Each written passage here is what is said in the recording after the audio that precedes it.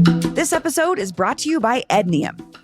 Ednium is an action-focused community development organization that partners with recent public school alumni to change the way our city educates and reinvests in its homegrown talent. With the Denver Public Schools Board of Education election right around the corner, Ednium has sat down with each candidate to hear their stories and their vision for the future of the district. So if you want a different perspective than you'll get on the campaign trail, check out the DPS Board of Education Candidate Series wherever you get your podcasts. Again, that's Ednium, EDNIUM, wherever you get your podcasts. Note, Ednium is a 501c3 and does not endorse any candidate, and all candidates were invited to participate in this series. Today on CityCast Denver, it's Halloween, it's super cold, and Election Day is only 1 week away. But it's an off year, so me and producer Paul Caroli are talking about the important election stories most people are missing. Dark money, a scammer running unopposed, and a big Boulder vote on homelessness. Plus, thanks to a listener, we're digging deeper into an important question. Is Denver part of the Midwest? Today is Tuesday, October 31st. I'm Bree Davies, and here's what Denver's talking about.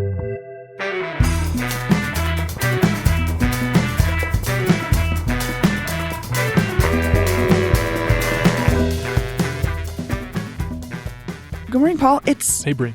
It's our 700th episode. It is. We should celebrate. That's a cool milestone. Have you ever done anything 700 times? Oh, boy. I mean, wake up in the morning for sure. Not really. I can't think of anything. It's quite an achievement. Kinda. I'm very proud of it. We've done a good job. Do you have a favorite of the 700? I mean, I don't know. We've both been here since the very beginning. You asked me that question, I'd be like, I have no idea. I don't even remember half of them.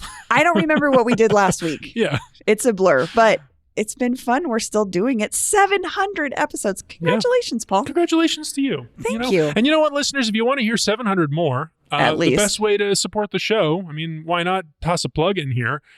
Become a member of CityCast Denver today. For as little as $8 a month, you can get an ad-free feed and the satisfaction of knowing that you supported your favorite podcast, helped us stick around. If you want to become part of that club, we would love it. You can go to membership.citycast.fm to learn more and sign up to be a part of CityCast Denver. All right, let's get to the news. For sure. Let's get to the news. It's election season. It's election time. We're 1 week out from Election Day. Yes. So ballots, got to fill in that ballot. Which isn't big. We're going to talk about some of what's on the Denver ballot for sure, but there's some other elections happening around the state. Oh, yeah, all around the metro. What are you watching, Bree? This Boulder initiative, question 302, safe zones for kids, caught my eye. Okay. Because, I'm a parent. I'm like, what is a safe zone for kids? I want kids to be safe. Right. Yeah. So the Safe Zone for Kids initiative would prioritize removing tents, propane tanks, and other prohibited items within 500 feet of the school property line or within 50 feet of a multi-use path or sidewalk.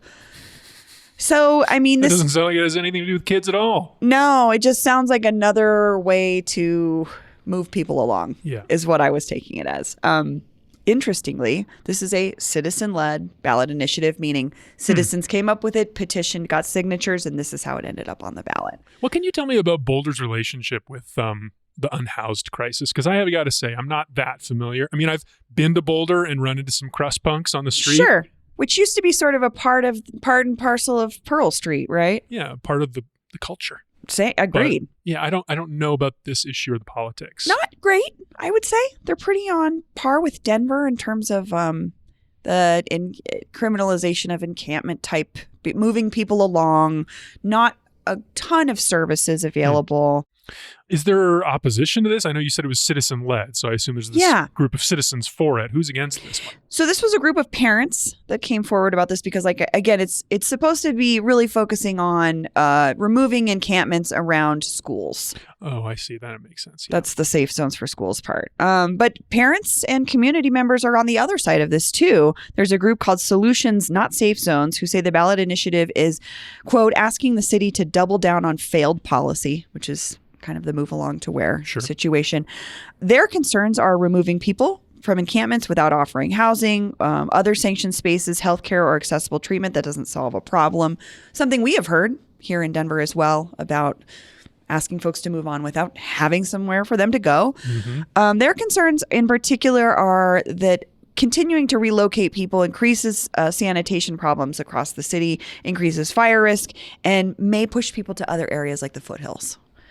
Interesting. So we really could learn something about how Boulder feels about the unhoused crisis this election cycle. 100%. Could be a turning point. This is a barometer for that, for sure. So, all right, let's go on to our next one. This is this one has it all. Bizarre story. So it's I think this is a school board race playing out in Englewood. Yes. But Bree, there's a particular person, Davon Williams. Yes, Devon. I apologize. We really like to get people's names correct. I couldn't find a video with his name, so I apologize. So Devon's running for the school board, unopposed, for the Englewood School Board District. So he will win. Let's just say that at the top. He's running unopposed. Yeah, that's true. Even win. if he gets will be on the school board. 3 votes. Yeah. So this Twist! person, our soon-to-be Paul. Englewood's That's just school board member. Man, I was not putting 2 and 2 together there. You're correct. So Devon Williams will be the winner. It should be noted he has no children, is not an educator, does not work in any school system, let alone Englewood's. I know that is not a qualifying thing. We can look at our own race for something similar happening here. As a parent, I would say, I'd be curious why this person wants to be running my child's school district. But that's not the most interesting part here. The biggest headline was kind of, he has a criminal record, convictions for aggravated motor vehicle theft, theft of more than $6,000 in a case where he was essentially a shady party promoter. One of my favorite figures in all of live entertainment as a person that comes from live entertainment. I love a good shady party promoter. They are everywhere. They always have janky names for their businesses. Like his is like D&E Entertainment or something.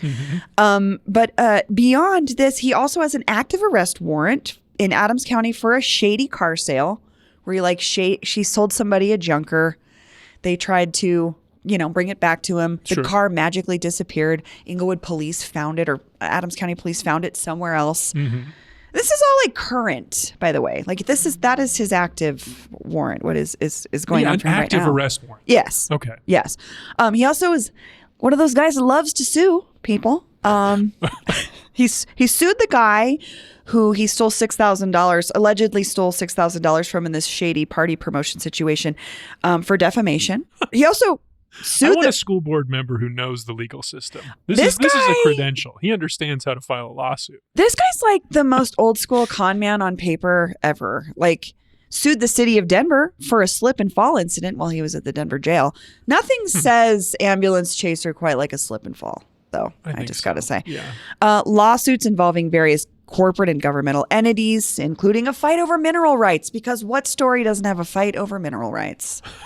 I can't explain it. He purchased a property with mineral rights that was under a tax lien, and then he was fighting with if he could have access to those. So Bree, this is really kind of funny that this guy's running for school board, but also he's going to win. Yeah. This actually is a problem, I think. Right. What do we do about this? Well, if he's elected, which he will be, this is not a paid position in Englewood. The school board is not. But it is a 4-year termed position and includes oversight of the district budgets and the hiring of superintendents. So if you have children in this school district, this has massive implications for you. But all it does, I was like, okay, so what is required to be... How do you run? What are your qualifications? You just have to be a registered voter in the school district for 12 consecutive months before the election, not have been convicted of committing a sexual offense against a child. And you cannot be campaign as members of a political party. But I love that the only legal implication is you cannot be a pedophile, which is sure, of course, please. We don't want people running for school board. But the other things that he's had legal issues with don't have any bearing on this, I guess. How bizarre. I thought so too, because I was like, can convicted felons run for school board? And it turns out this answer from the Colorado Association of School Boards Executive Director, Dr. Jubal Yenny, says, quote, "That's not for us to answer. That's properly a question for the voters, as the organization doesn't have legislative or judicial authority to set qualifications." So basically our hands are off this one.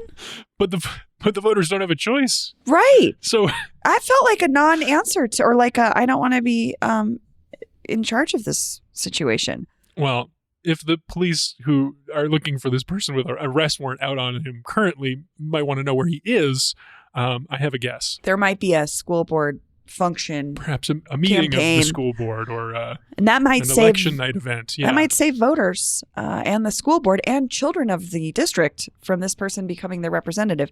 One thing before we go, just my favorite from Inglewood Herald's excellent reporting brought us this story.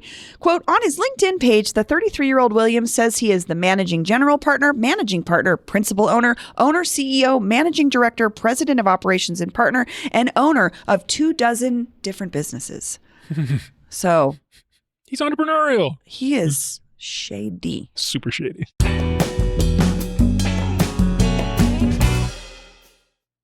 Speaking of school boards. Yeah. Let's get into our race. Let's get into the DPS race. Big stuff here, Paul, is the ever-present dark money. Oh, yeah. Well, I mean, we haven't touched on the DPS race yet on the show. No, we really haven't. So maybe I'll just give like the broad outline of where we're at before we dig into the money. Folks who have seen their ballots, who maybe looked at some of the names on there already, will know that there are 3 seats up for grabs right now on the school board. This very unpopular school board that has been just wrecked with infighting over the last 2 years, terribly unpopular.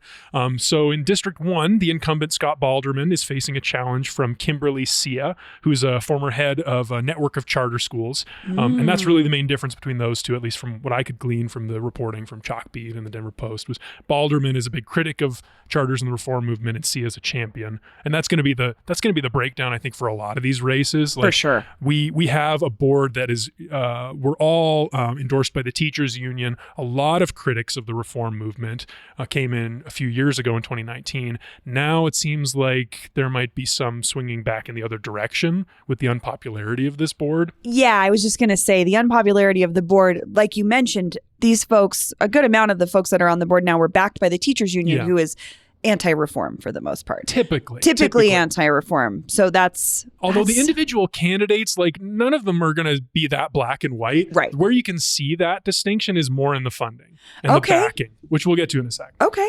So District 5 is another one that's up for grabs. The incumbent Charmaine Lindsay faces a challenge from Marlene De La Rosa, who's a longtime DPS volunteer, a parent, seems like just a joiner, someone who's been really involved with city stuff for a long time. Okay. And then the big one is the at-large race. So this is Board Vice President Aonte Anderson's seat, and facing off for this one, Anderson's not running. He instead, Kwame Spearman, former Tattered Cover CEO and still part owner of the Tattered Cover, former mayoral candidate. The only one of the 17 who dropped out. He's a fan of school choice, fiercely critical of the school board. His most ambitious proposal, I thought this was interesting, was to build teacher housing on DPS-owned land. Never heard of anything like that before, I love that idea in theory. I don't know how the school board has any power over that. Yeah, I'm not sure. Not sure how that would work. So he's going up against, and I think it's really down to these 2 main candidates, because there's a third one, Brittany Johnson, who didn't respond to Chalkbeat's questionnaire. Apparently she's a DPS parent, but I don't know that much about her. The other main candidate who I think has a really good shot at winning here is John Youngquist, who's a former principal from East High School, who says that he was motivated to run by the way that DPS has handled the safety issue over the last couple of years. I mean, and talk about someone that would know that issue firsthand, the school where we saw shootings happen. Yeah. So he's just been around the district for a long time. He's been a principal. He was a DPS student himself. He opposed removing SROs from schools back in 2020 and then agreed with the recent decision to reinstate them. But anyway, that's the candidates. The more interesting part is the backing, the dark money. Yes. And when we're talking about the dark money here, we're talking about, like you said, it's really Kwame Spearman versus John Youngquist, right? I think so. I mean, that's the big ticket race. Okay. But it's all up and down the board because it's divided into kind of slates. So the teachers union has endorsed Balderman, Lindsay, the 2 incumbents, and Spearman. But on the other side, okay, so there's this new group called the City Fund, which is a national pro-charter education reform group founded by 2 billionaires, John Arnold and Reed Hastings. They donated over $200 million to start this thing and to start competing for school boards all across the country. So Denver happens to be one of them where they think they can make a difference and start pushing for more of these reform, more pro-choice policies. Pro-school choice. School choice, exactly. Yeah. Thank you. That would have been That's a whole other story, Paul. Abortion is not a part of this. No, it is not. But it is interesting that so much money is pouring into local school board elections. We did see Reed Hastings put some money behind Mayor Mike Johnston's race, right? You're getting there? I'm glad we're getting into that because I was confused too. That's a different Silicon Valley billionaire named Reed. Oh, my bad. Sorry. That's Reid Hoffman. Oh, Reid different Hoffman, Reed who H. founded LinkedIn, was one of the big backers of Mike Johnston. Also, they're both education reform guys. Two Silicon Valley billionaires who love education reform are very interested in Denver elections. Yeah, so that was Reid Hoffman. This is Reed Hastings. Okay. He co-founded Netflix. Oh. Very, very different. Very, very different. To the average person like me, not at all different. Though. No, sorry. Rich guys with an interest in my city. Okay. Yeah, but Hastings and this Arnold guy who have been supporting races and trying to push reform all across the country. Here they have given $1.75 million back in 2021 to set up some organizations to start pushing and start like raising money to campaign and make a difference on our board. But that's not all they're doing. According to Newsline, Reed Hastings, I'm quoting, Reed Hastings has called for the elimination of democratically elected school boards. He also serves on the national KIPP charter school board. Okay. And he built a training center in Bailey, Colorado to house the Pahara Institute, an education advocacy and networking group that supports the expansion of charter schools. In December 2020, wow. he spelled out his vision. So this is the quote about distilling like what he's actually trying to do. Let's year by year expand the nonprofit school sector. For the low-performing school district public school, let's have a nonprofit public school take it over. Okay. I think what they're saying is they don't really like the way these public school boards work at all, and they want to replace it with a different system, something more like charter schools. Man, this makes me so itchy as a student of DPS. Yeah, so they spent $1.7 million a couple years ago, and then apparently, according to Chalkbeat, they're the ones that funded that TV ad, which was so unusual for a DPS election cycle. That featured Mayor Johnston endorsing Youngquist, De La Rosa, and Sia. Marlene De La Rosa, Kimberly Sia, and John Youngquist have worked in our schools to improve outcomes for students, make schools safer, and ensure teachers have the resources they need. So return your ballot by November 7th, and let's get DPS on the right track. I thought I caught that out of the corner of my eye the other day when I was watching, I don't remember, some basketball game, and I was like, oh, what? A commercial for a school board race? Yeah, kind of weird. It's so weird.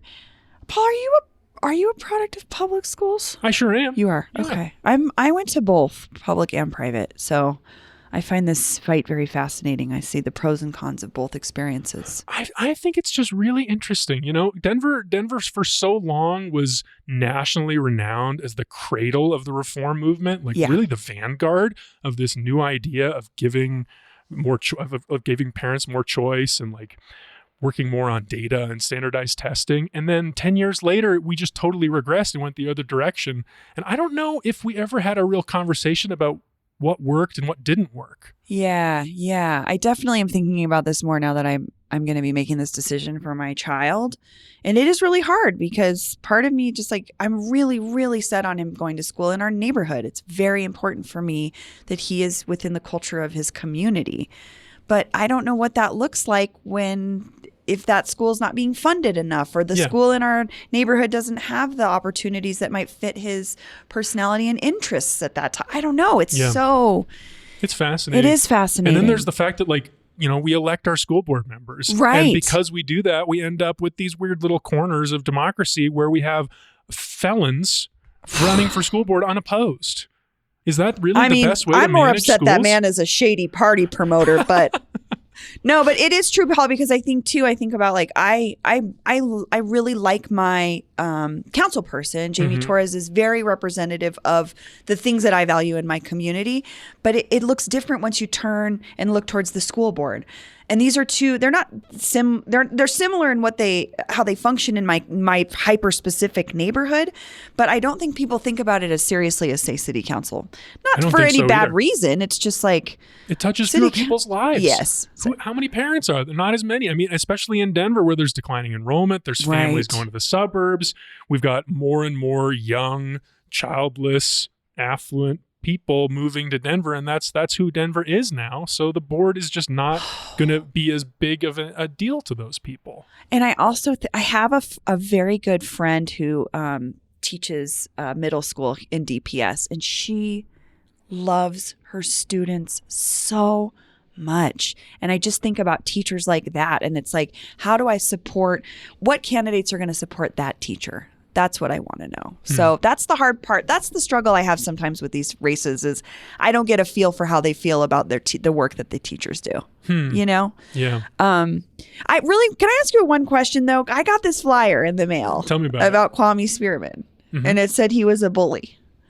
Did you see this? I just want to know what it was implying. I read a little bit about it. I know that Kwame says that he thought it was racist dog whistling. Okay. And I know that the same group that we've been talking about, this Hastings and Arnold pro-reform charter group, those people are the ones who are funding it. Oh, okay. Yeah. Complicated. Yeah. Complicated. All right. It's a low information, big money race, and we'll see what happens. Exactly. We love to hear from you, our brilliant and hilarious listeners, because you not only respond to the things we say, you share stuff with us that you're seeing out in the community. But Paul, what did we hear from our folks this week? Oh, we got some good ones this week, Brie. So this first one is an email from Ryan A. Hello, CityCast folks. Been a listener since the very first episode. 700 episodes ago. Thank you, Ryan. Very impressive, Ryan. Thank you so much for listening. He goes on, and I look forward to listening to you daily. Thanks to today's episode, I discovered they just opened an L&L 5 minutes away from my place, and I no longer have to trek to Aurora. Ryan's talking about the Hawaiian food conversation. The barbecue place, yeah. I was literally screaming in agreement when you mentioned a Loco Moco, which is my go-to order at L&L, along with a Spam Musubi to take home for a treat later. Perfect. When folks unfamiliar with Hawaiian food ask me what a Loco Moco is, I tell them it's like the Hawaiian version of a slopper, which inevitably leads into me talking about Pueblo and Coors Gray's Tavern, ... Anyway, I enjoy my daily dose of all of you. Take care.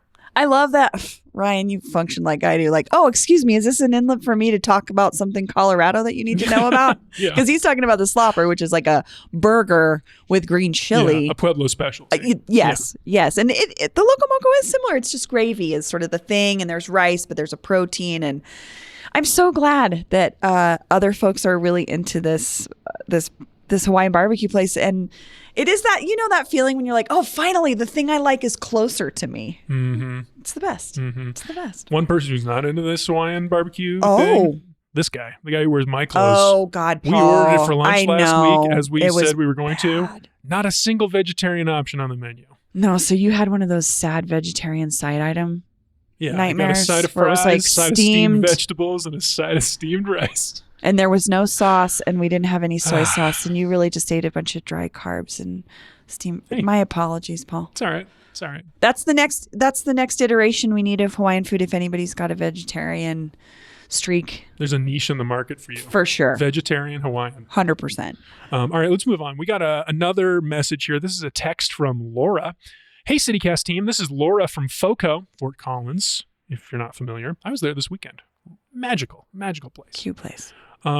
Thank you so much for today's update on election shenanigans in the burbs. I haven't submitted my ballot yet, and I'm so glad I know now about the white supremacist running for office up here, so I can support whoever's running against that guy. Look at us. We did a little public service. Yeah, you're welcome, Laura. Thank you, Laura. Also, thank you for voting. I know these non-presidential, whatever, low turnout years can be tough to get folks to do it, and thanks for doing that. Mm-hmm. Since she brought up Fort Collins, I'll tell a quick story. I was there actually this weekend, like I said, and my wife and I wanted to go see Killers of the Flower Moon at the Lyric. They're beautiful. That is a beautiful movie theater. Mm-hmm. In part because we saw on social media that they had posted that they were adding an intermission to it. Because it's a 3.5 hour long movie. I saw the drama over the intermission. Okay. The filmmakers did not. Yeah. like this idea. No. That's not how Marty wants us to see it. But it's 3.5 hours. Yeah, it's quite long. So anyway, my wife and I, we were excited about the intermission. We show up on Saturday. We see the 12:30 showing. No intermission. What? Yeah. The studios got to him You too were quick. in there till 4 o'clock, Paul. We had a great time. That movie flew by. Okay. Very I don't sad. know about that, but Very sad. all right. Okay. Next comment is from Michael K. He is writing in response to our comment last Friday. About 42% of Denverites surveyed, I should say, claimed that Denver was in the Midwest. And Michael K says, quote, "I'm a big fan of the podcast. What do we think about Mountain West? I grew up in Wyoming, and I learned in school that Utah, Colorado, Wyoming, Montana, Idaho were part of that. Also, I'm receptive to Tim's argument about a shade of Southwestern culture, especially with the Latinx influence. LOL, I have heard Midwest before, but I would never say that. Maybe all the former Midwestern residents here want to project that on us? It was a fun discussion." I agree, Michael. That was a fun discussion. Paul, you have a hot take on this because you weren't on that show. I felt so left out because I'm from the Midwest. I'm from Ohio. That's the deep Midwest. That's the heart of the Midwest. That is the deep Midwest. And that's ranch country for sure. I don't agree. I don't think Denver is at all the Midwest. Thank you. I would say firmly the West. Okay, I would not say the Southwest. You don't think the San Luis Valley is the Southwest? Well, the San Luis Valley, yes. But the way that Tim said it, and I agree with Tim, is that the old border of old Mexico, sure, where the Treaty of Guadalupe Hidalgo shifted the border. You know, the border we didn't cross the border crossed us, that whole thing. Right.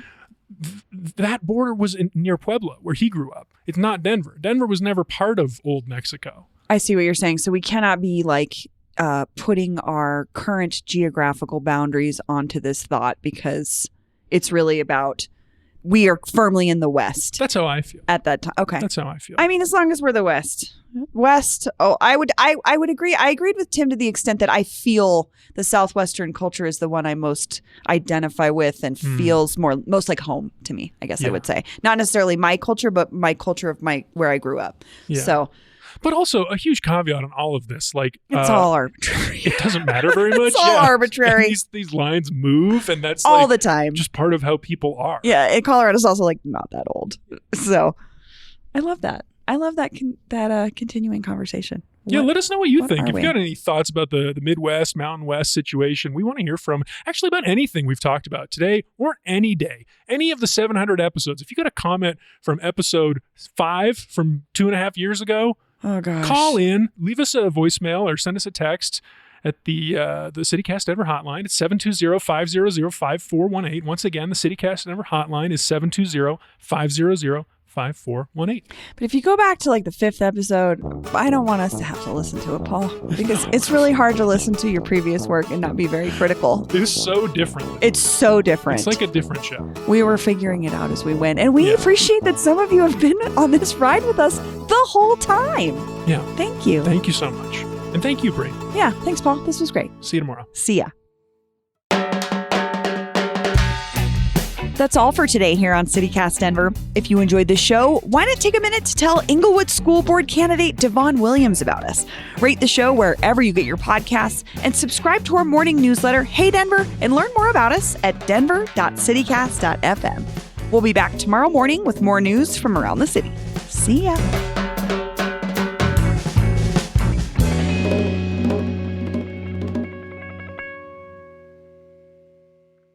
You and your Lord of the Rings is like me and the first 6 seasons of 30 Rock.